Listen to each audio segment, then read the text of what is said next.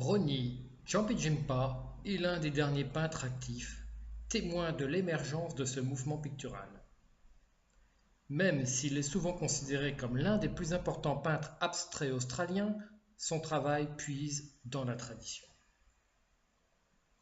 Bien qu'épuisé physiquement, Roni est probablement au sommet de son art. Ses peintures frappent par leur force et leur sens de la géométrie.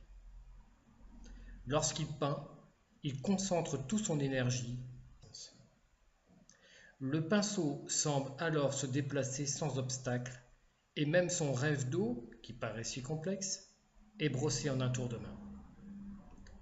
Cette géométrie sauvage dénote alors une maîtrise du trait que de nombreux artistes occidentaux pourraient envier. Il est celui qui a expérimenté le style le plus dépouillé, et cet aspect très austère et très contemporain est illustré par son rêve de feu de brousse, dont la puissance est renforcée par le choix de grands formats qu'il affectionne.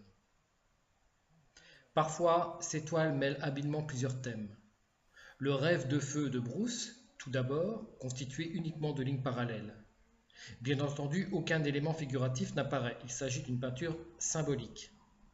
D'autant plus qu'apparaissent aussi des symboles associés au cycle Tingari, les motifs les plus sacrés et les plus secrets de l'iconographie aborigène.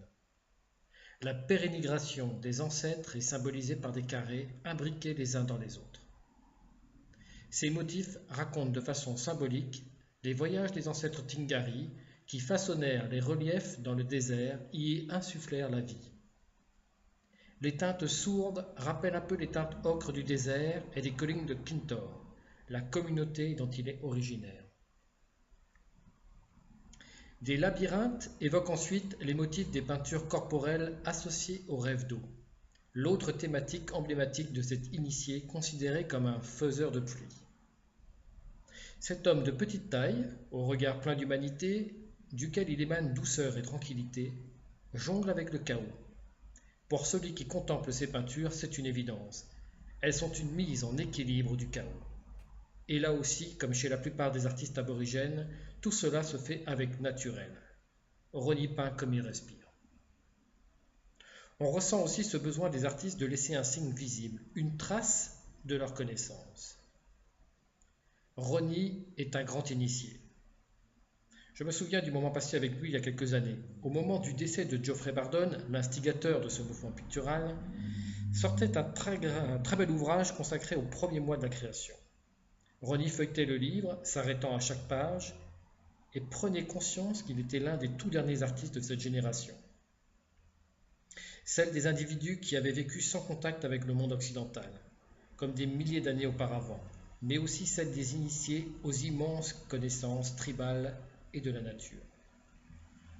La peinture de Roni, c'est tout cela. Connaissance tribale, reflet d'une personnalité hors du commun et réflexion sur son art. Car ces peintures, qui datent du début des années 70, ne ressemblent pas à celles produites dans les années 90. Sa peinture a évolué vers un plus grand dépouillement, l'aspect qui caractérise si bien son style. C'est pourquoi il est si difficile de résumer l'art aborigène. Il ne découle pas d'un seul élément, il est complexe. Roni est un chercheur hardi d'effets visuels, de dynamisme, mais aussi de pureté.